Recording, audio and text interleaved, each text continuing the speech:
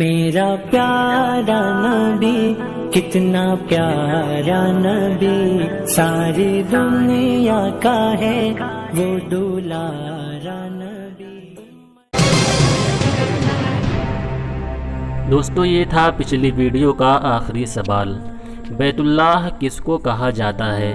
اور یہ تھے آپ لوگوں کے آپشن: اے مسجد اقصی کو، بی مسجد نبوی کو، سی گنبد خضرا کو، ڈی کعبہ شریف کو۔ دوستو، آپ لوگ زیادہ سے زیادہ صحیح جواب کومنٹ کرنے کی کوشش کیا کریں، کیونکہ دل میں بڑی خوشی محسوس ہوتی ہے جب آپ لوگ صحیح جواب کومنٹ کرتے ہیں۔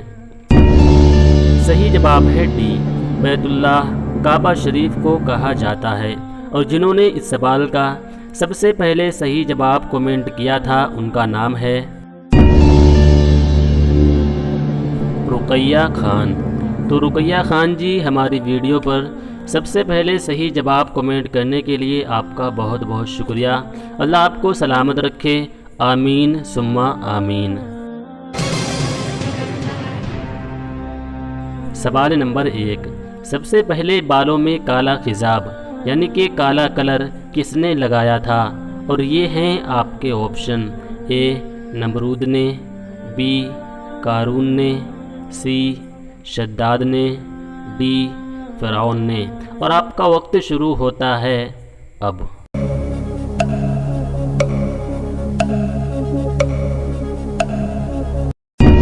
صحیح جواب ہے ڈی، سب سے پہلے بالوں میں کالا خضاب یعنی کہ بالوں میں کالا کلر فرعون نے لگایا تھا۔ سوال نمبر 2، سب سے پہلے عذاب کس قوم پر آیا تھا؟ اور یہ ہیں آپ کے آپشن: اے قوم عاد پر، بی قوم نوح پر، سی قوم لوط پر، ڈی قوم ہود پر۔ اور آپ کا وقت شروع ہوتا ہے اب۔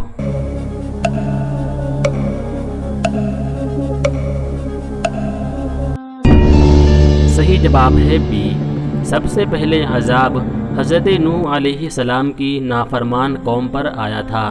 حضرت نوح علیہ السلام حضرت شیث علیہ السلام کی اولاد میں ہیں۔ حضرت آدم علیہ السلام کی وفات کے تقریباً 147 سال کے بعد حضرت نوح علیہ السلام اس دنیا میں تشریف لائے تھے۔ اور حضرت نوح علیہ السلام کا اصلی نام عبد الغفار ہے اور نوح آپ کا لقب ہے۔ نوح کے معنی ہیں بہت زیادہ رونا۔ حضرت نوح علیہ السلام نے ایک مرتبہ کتے کو دیکھ کر یہ دل میں خیال کر لیا تھا کہ اس کی شکل کتنی بری ہے، تو اللہ تبارک و تعالیٰ نے کتے کو قوت گواہی عطا فرمائی اور کتا کہنے لگا کہ اے نوح علیہ السلام، تم کس کو برا کہہ رہے ہو؟ کیا تم میری شکل کو برا کہہ رہے ہو؟ اگر میری شکل میرے اختیار میں ہوتی تو میں اپنی شکل کو اتنا اچھا کر لیتا کہ میں سب سے اچھا اپنی شکل کو کر لیتا۔ تو حضرت نوح علیہ السلام سمجھ گئے کہ اللہ تبارک و تعالیٰ نے اس کو قوت گواہی عطا فرمائی ہے، اور آپ اپنے دل میں بہت ہی غمگین ہوئے اور آپ کو اس بات پر بہت ہی پچھتاوا ہوا کہ میں نے اس سے یہ بات کیوں کہی، اور آپ اس بات کے غم میں تقریباً 40 سال تک روتے رہے۔ آپ اللہ تبارک و تعالیٰ کے خوف سے بہت زیادہ روتے تھے، اسی لیے آپ کا لقب نوح ہوا تھا۔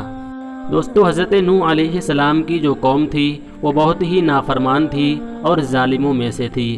تو حضرت نوح علیہ السلام جب دنیا میں آئے اور آپ بلوغت کو پہنچے تو آپ نے یہ دنیا والوں میں اعلان فرما دیا، اپنی قوم میں یہ اعلان فرما دیا کہ اے میری قوم کے لوگوں، تم اپنی کوتاہیوں کو چھوڑ دو، اپنے ظلم کو چھوڑ دو، اپنے جھوٹوں خداؤں کی پوجا چھوڑ دو اور اس اللہ تبارک و تعالیٰ کو پوجو، اس اللہ تبارک و تعالیٰ کی عبادت کرو جو حقیقت میں خالق و مالک ہے اور ساری کائنات کو پیدا کرنے والا ہے۔ اس وقت لوگ بتوں کی پوجا کرتے تھے اور لوگ حضرت نوح علیہ السلام کی باتوں کو ادھر سے سنتے تھے اور ادھر نکال دیتے تھے۔ جب حضرت نوح علیہ السلام نے لوگوں کو بہت زیادہ سمجھایا تو لوگ کہنے لگے کہ ہم اپنے خداؤں کی عبادت نہیں کریں گے اور تم جھوٹے ہو، ہمارے خدا صحیح ہیں، ہم انہی کی عبادت کریں گے۔ معاذ اللہ جب حضرت نوح علیہ السلام کے سمجھانے پر بھی لوگ نہیں مانے تو اللہ تبارک و تعالیٰ نے ارشاد فرمایا کہ اے نوح اب تو ان کو نہ سمجھا، اب تیرے سمجھانے سے کوئی بھی فائدہ نہیں ہے۔ اور اللہ تبارک و تعالیٰ نے حضرت نوح علیہ السلام سے فرمایا کہ اے نوح آپ ایک کشتی بنائیے اور اس میں آپ اور اپنے اہل و عیال کو، یعنی کہ اپنے گھر والوں کو، اپنے ماننے والوں کو، ایمان والوں کو اس میں سوار کر لیجئے۔ چنانچہ حضرت نوح علیہ السلام کشتی بنانے کی تیاری میں جٹ گئے۔ جب حضرت نوح علیہ السلام کو لوگ کشتی بناتے ہوئے دیکھتے تھے تو آپ کا مذاق بناتے تھے اور کہتے تھے کہ اے نوح تو اللہ کا نبی تھا، بڑھئی کب سے بن گیا۔ اور حضرت نوح علیہ السلام کشتی جب دن میں بناتے تھے اور رات میں آپ آرام کرنے کے لیے گھر آ جاتے تھے تو رات میں وہ بدبخت کشتی کو بگاڑ دیتے تھے اور کشتی کو نقصان پہنچاتے تھے۔ تو حضرت نوح علیہ السلام نے اسی وقت کشتی کی دیکھ بھال کے لیے ایک کتا پالا تھا، اور آپ وہ پہلے نبی ہیں جنہوں نے سب سے پہلے کتا پالا تھا۔ تو حضرت نوح علیہ السلام کی کشتی تقریباً 2 سال میں بن کر تیار ہوئی، اور یہ کشتی 3 مالے کی تھی، یعنی کہ 3 منزل کی کشتی حضرت نوح علیہ السلام نے بنائی تھی۔ اور اللہ تبارک و تعالیٰ نے جب حکم فرمایا کہ آپ بھی اس کشتی میں سوار ہو جائیے اور جو راہ حق پر ہیں ان کو بھی سوار کر لیجئے، اور جانوروں کا ایک ایک جوڑا آپ اس کشتی پر سوار کر لیجئے۔ چنانچہ حضرت نوح علیہ السلام نے کافی جانوروں کا ایک ایک جوڑا اس کشتی پر سوار کیا، اور تقریباً 80 لوگ اس کشتی پر سوار ہوئے، جن میں سے آدھے مرد تھے اور آدھی عورتیں تھیں۔ اس کے بعد اللہ تبارک و تعالیٰ نے عذاب نازل فرمایا، اور یہ عذاب طوفان کی شکل میں، پانی کی شکل میں آیا تھا، اور کافی عرصے تک زمین پر وہ طوفان رہا، جس سے کہ سارے کافر، سارے بدبخت تباہ و برباد ہو گئے اور اسی میں جہنم رسید ہو گئے۔ اور ان کافروں میں حضرت نوح علیہ السلام کا ایک بیٹا بھی شامل تھا، جو ان کافروں کے ساتھ اس طوفان میں ہی فنا ہو گیا اور اسی میں جہنم رسید ہو گیا۔ اور اس کے بعد طوفان جانے کے بعد حضرت نوح علیہ السلام کی کشتی جودی پہاڑ پر ٹھہری تھی۔ سوال نمبر 3، کیا کوئی انسان جناتوں کو قابو میں کر سکتا ہے؟ اور یہ ہیں آپ کے آپشن: اے ہاں کر سکتا ہے، بی نہیں کر سکتا، سی عامل کر سکتا ہے، ڈی کوئی نہیں کر سکتا۔ اور آپ کا وقت شروع ہوتا ہے اب۔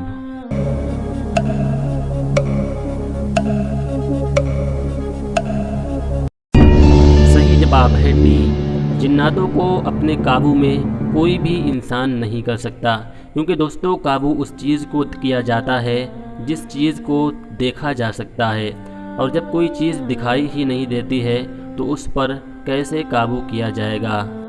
اور دوستو کچھ لوگ معاشرے میں ایسے ہوتے ہیں جو چھوٹے موٹے عامل ہوتے ہیں، اور لوگ کہتے ہیں کہ فلاں شخص کے پاس 70 جنات قابو میں ہیں، فلاں شخص کے پاس 10 جنات قابو میں ہیں، فلاں شخص کے پاس 40 جنات قابو میں ہیں۔ تو دوستو یہ ایک غلط بات ہے، کسی بھی انسان کے قابو میں کوئی جنات، کتنے بھی جنات نہیں ہوتے، کیونکہ اگر ان کے پاس جنات ہوتے تو یہ لوگوں سے 4-4 ہزار، 10-10 ہزار، 20-20 ہزار، 50-50 ہزار روپے کیوں ٹھگتے؟ ان کا مقصد یہی ہے کہ لوگوں کو بے وقوف بناتے ہیں اور ان سے پیسے کھینچ لیتے ہیں۔ دوستو آپ ذرا دماغ لگائیں کہ اگر ان کے پاس جنات ہوتے تو یہ لوگوں سے پیسے کیوں مانگتے؟ اللہ تبارک و تعالیٰ نے حضرت سلیمان علیہ السلام کو اس عظیم طاقت سے نوازا تھا کہ جنات آپ کی بات مانتے تھے، اور آپ جو بھی کہتے تھے جنات آپ کی حکم کو فوراً کرتے تھے۔ تو حضرت سلیمان علیہ السلام جناتوں سے سمندر سے موتی نکلوا لیتے تھے اور ان کو فروخت کر کے، ان کو بیچ کر آپ مسجد اقصیٰ کے کام میں لگا دیتے تھے۔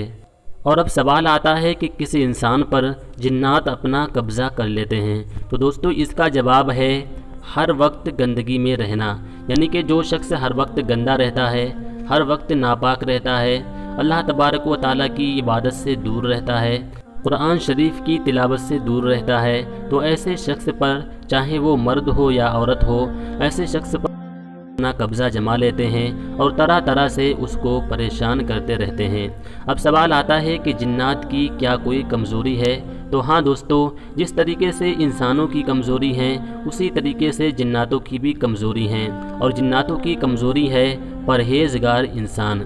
جو شخص پرہیزگار ہوتا ہے، نمازی ہوتا ہے، عبادت گزار ہوتا ہے، قرآن شریف کی تلاوت کرنے والا ہوتا ہے، تو ایسے شخص سے جنات بہت ڈرتے ہیں، اور ایسے انسان سے جنات بہت دور رہتے ہیں جو عبادت گزار ہو، پرہیزگار ہو۔ اور ایسے انسان کے گھر میں کبھی بھی جنات یا کبھی بھی شیطان داخل نہیں ہوتے، اور اگر داخل بھی ہو جاتے ہیں تو اس کی عبادت سے، اس کی قرآن مجید کی تلاوت سے بہت ہی جلدی جنات اس کا گھر چھوڑ کر بھاگ جاتے ہیں۔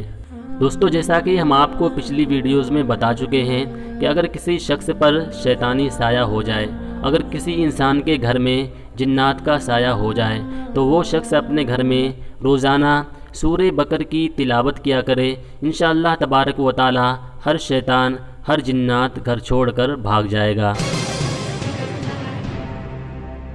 دوستو، یہ ہے آپ لوگوں کا کامنٹ باکس میں جواب دینے والا سوال۔ رحمت للعالمین کس نبی کا لقب ہے؟